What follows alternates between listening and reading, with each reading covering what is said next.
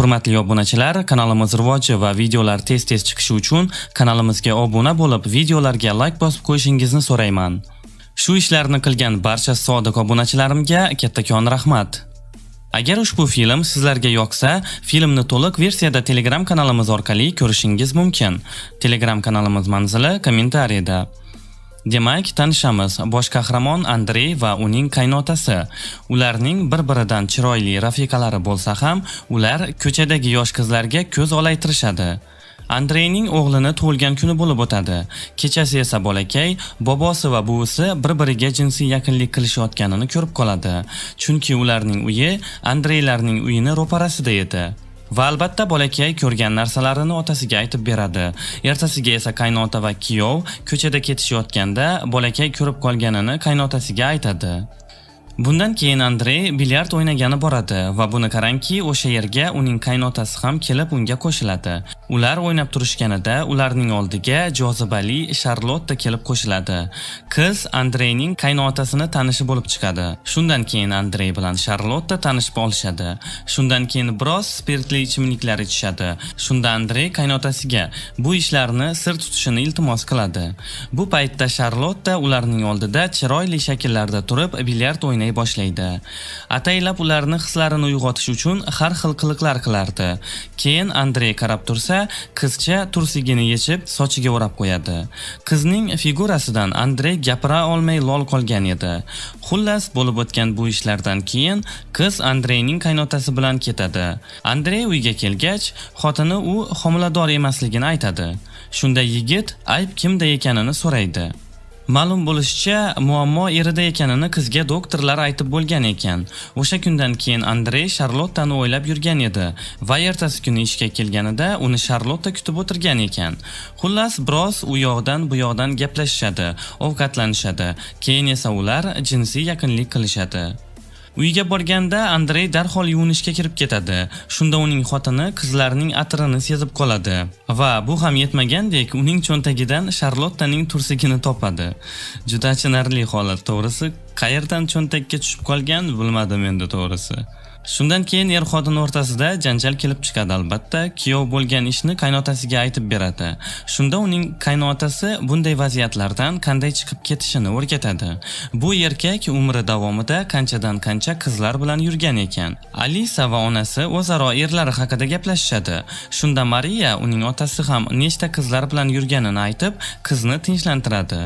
Charlotte raqsga tushib turganida uning oldiga Rodolf keladi va uning tursigini berib ketadi.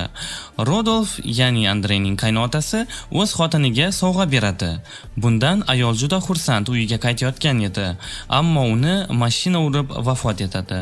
Shu tariqa endilikda Andreyning shilqim qaynotasi yolg'iz qolgan edi, ammo u ko'p vaqt o'tmay avvalgi o'ynashlari bilan uchrasha boshlaydi. Bir kuni Andrey va Charlotte mashinaning ichida o'z shahvatlarini qondirishayotgan edi. Shunda kutilmaganda mashina yurib ketadi va to'g'ri borib daraxtga uriladi. Mashinaning rasvosi chiqadi lekin. Vaqtlar o'tadi. Andrey o'z xotinini ham, Charlottani ham o'z vaqtida qondirishga harakat qilar edi va qaysidir ma'noda buni uddasidan ham chiqardi. Bu orada Andreyni sog'inib qolgan Charlotte ular ishlaydigan restoranga ishga keladi. Andreyning xotini Alisa Charlotte'ga otasining uyidan joy beradi. Uning maqsadi yolg'iz qolgan otasini shu ayol bilan birga ko'rish edi. Ammo bechora ayol bilmas edi, eri aynan shu qiz bilan bo'lib yurishini. Kunlarning birida Andrey qaynotasi ishga ketishini poylab turadi va u ketishi bilanoq Charlottening yoniga kirib, "Nimaga bunday qilding?" deb so'raydi. Shunda qiz uning bo'yniga osilib olib, "Senga yaqinroq bo'lish uchun" deydi. Keyin esa ular yana jinsiy yaqinlik qilishadi. Alisa oynadan qarab Charlotte'ni mazza qilayotganini ko'radi va hislari uyg'onib, eri Andreyga qo'ng'iroq qiladi. Bo'layotgan narsani aytib, "Meni ham shunday qil" deb iltimos qiladi. Bu orada Charlottening yoniga Rodolf qaytib keladi. Shoshib qolgan Andrey esa derazadan tushib zo'rg'a qochadi. Buni qarangki, endi poylash navbati Charlotteniki edi. Andrey uyiga kelgach, albatta xotini bilan ham bo'lishi kerak edi. U sezib qolmasligi uchun va ayni ular birga bo'lishayotganini Charlotte ko'rib qoladi va Andreyni rashk qila boshlaydi. Ertasiga oshxonada Charlotte va Andrey bor edi. Shunda ularni Alisa kuzata boshlaydi, shubhalanib.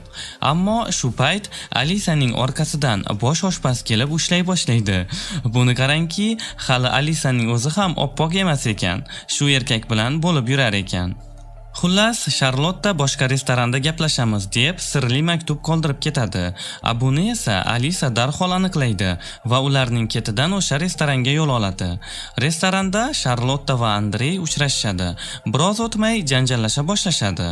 Shu payt kutilmaganda Alisa kirib keladi. Qo'rqqanidan Andrey darhol yashirinadi. Charlotte esa Alisaga men bilan birga o'tir. Hozir yigitim keladi, homilador bo'lib qoldim deydi. Bu orada Andrey ofitsiantlar yordamida zo'rg'a u yerdan qochadi. Omadliligini qarangki, u yerga qaynotasi ham borib qoladi va nima qilishini unga tushuntiradi. Alisa esa bolaning otasi kimligini so'raydi. Hamma gapdan xabardor bo'lgan qizning otasi bola mendan deb aytadi va Alisani bunga ishontirishadi. Qizining ko'z oldida unga turmushga chiqishini so'raydi. Qiz u yerdan ketib uyiga borsa, eri Andrey unga romantik kecha tayyorlab qo'ygan edi. Shu kundan keyin Charlotte bilan aloqalarini uzib tashlashadi. Alisa ham Andreyga homilador ekanini aytadi.